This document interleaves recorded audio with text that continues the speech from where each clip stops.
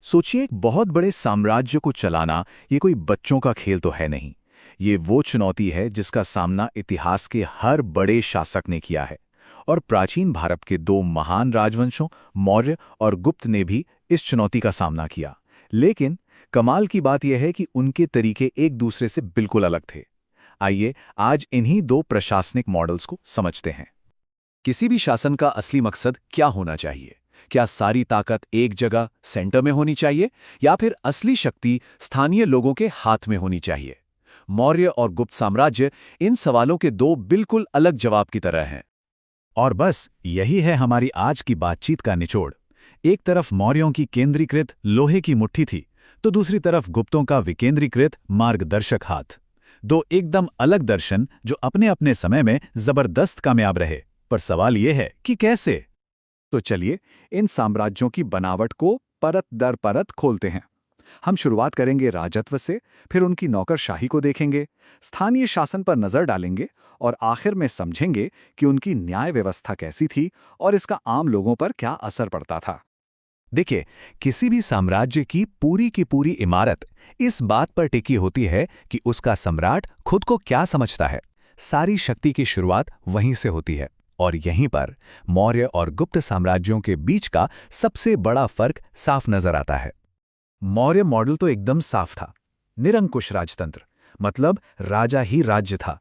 हर फैसला, हर नीति, हर हुक्म सीधा ऊपर से आता था। उसे कोई चुनौती नहीं दे सकता था, कोई सवाल नहीं कर सकता था।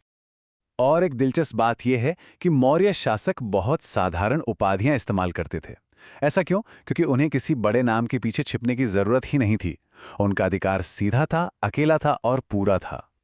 अब जरा गुप्त उपाधि देखिए, महाराजा धीराज, यानी राजाओं का राजा। ये नाम ये अपने आप में पूरी कहानी कह देता है। ये एक ऐसी व्यवस्था की तरफ इशारा करता है जहां सम्राट अकेला शासक नहीं है, बल्कि वो कई राजाओं में सबसे बड़ा राजा है। और यहीं पे गुप्तों का जीनियस सामने आता है।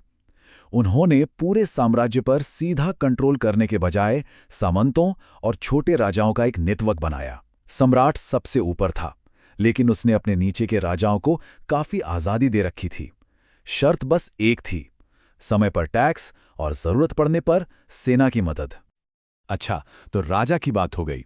अब आते हैं सरकार की अगली परत पर, यानी वो अधिकारी जो राजा की मर्जी को जमीन पर उतारते थे। यहां भी दोनों साम्राज्यों का नजरिया जमीन आसमान का था। मौर्यों की नौकरशाही एक बहुत बड़ी पेचीदा मशीन की तरह थी, जिसका हर नट बोल्ट सीधा सेंटर से कसा जाता था। वहीं दूसरी तरफ गुप्तों की नौकरशाही बहुत सरल थी, जहां अक्सर पद पिता से बेटे को मिल जाता था। इसका मतलब ये हुआ कि मौर्यों का कंट्रोल ज्यादा था, लेकिन गुप्तों के राज में स्थानीय स्थिरता ज्यादा थी। तो ये गुप्त प्रशासनिक ढांचा असल में दिखता कैसा था? चलिए इसे एक एक करके समझते हैं। तो देखिए, सबसे ऊपर है राजा, जिन्हें परमेश्वर भी कहा गया। उनके नीचे आते थे प्रांतीय गवर्नर या उपरिक। फिर थे कुमारामात्य, जो बड़े अधिकारी हुआ करते थे। और सबसे दिलचस्प और सबसे अहम थी जमीनी स्तर की शक्ति, स्वायत्त ग्राम परिषद, जिसे पंचमंडली कहते थे। और ये हमें प्रशासन के सबसे अहम हिस्से पर ले आता है, स्थानीय शासन। क्योंकि ज्यादातर लोग तो यही साम्राज्य को महसूस करते थे, है ना? मौर्यों ने जहां हर गांव पर अपनी पकड़ बनाए रखने की कोशिश की, वहीं गुप्तों ने एक बिल्कुल अलग रास्ता चुना। उन्होंने स्थानीय निकायों को इतनी आजादी दी जितनी पहले कभी नहीं देखी गई थी। शायद वो ये समझते थे कि दूर से हर चीज को कंट्रोल करने से बेहतर है कि सहयोग से काम चलाया जाए। इस पूरे सिस्टम का दिल थी पंचमंडली, जिसे हम आज की पंचायत का पुराना रूप भी कह सकते हैं। इसमें गांव के बुजुर्ग और मुखिया होते थे। और यह सिर्फ नाम की कमेटी नहीं थी, इनके पास असली ताकत थी। अरे जरा इनकी जिम्मेदारियों की लिस्ट तो देखिए। गांव की सुरक्षा का इंतजाम करना, टैक्स इकट्ठा करना, स्थानीय झगड़ों को सुलझाना, छोटे मोटे अपराधों का सजा तय करना, मतलब सब कुछ इन्हीं के हाथ में था। ये जमीनी स्तर पर असली स्वशासन था। ये कथन हालांकि किसी एक व्यक्ति का नहीं है, पर ये उस भावना को पूरी तरह पकड़ लेता है जो गुप्त काल के दौरान एक गांव में महसूस की गई होगी। अपने समुदाय पर अपना कंट्रोल, अपने फैसले खुद लेने की आजादी। तो इन दोनों अलग अलग सिस्टम का आम आदमी की जिंदगी पे आखिर असर क्या पड़ता था? चलिए कानून और अर्थव्यवस्था पर एक नजर डालते हैं। ये टेबल देखिए, सारे अंतर शीशे की तरह साफ हो जाते हैं। एक तरफ मौर्य थे, जिन्होंने अर्थव्यवस्था पर सख्त कंट्रोल रखा, हर चीज पर सरकारी एकाधिकार था और सजाएं बहुत कठोर थीं। वहीं दूसरी तरफ गुप्त थे, जो निजी व्यापार को बढ़ावा देते थे। उनकी कानूनी व्यवस्था ज्यादा विकसित थी और वो अपनी नरमी के लिए जाने जाते थे।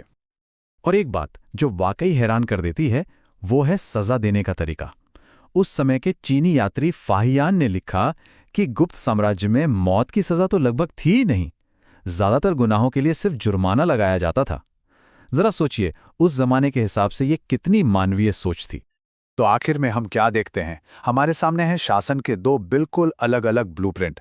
एक मौर्यों का टॉप डाउन मॉडल, जहां ताकत ऊपर से नीचे की ओर आती थी, और दूसरा गुप्तों का बॉटम अप मॉडल, जहां ताकत की जड़ें जमीन से जुड़ी हुई थीं। आखिर में मौर्यों ने हमें एक मजबूत केंद्रीय सत्ता का मॉडल दिया, एक ऐसी विरासत जिसे बाद में कई शासकों ने अपनाने की कोशिश की। वहीं गुप्तों ने एक अलग रास्ता दिखाया, ये विचार कि एक साम्राज्य स्थानीय आज़ादी और आपसी संबंधों के जाल के जरिए भी फल फूल सकता है। और ये हमें एक बहुत बड़े सवाल पर लाकर छोड़ देता है। केंद्रीय नियंत्रण से व्यवस्था और कुशलता तो आ सकती है, लेकिन क्या इसकी कीमत स्थानीय स्वतंत्रता और नए विचारों को दबाकर चुकानी पड़ती है? इन प्राचीन साम्राज्यों के ये खाके आज भी उतनी ही प्रासंगिक हैं और हमें नियंत्रण और स्वतंत्रता के बीच के इस शाश्वत संतुलन पर सोचने के लिए मजबूर करते हैं।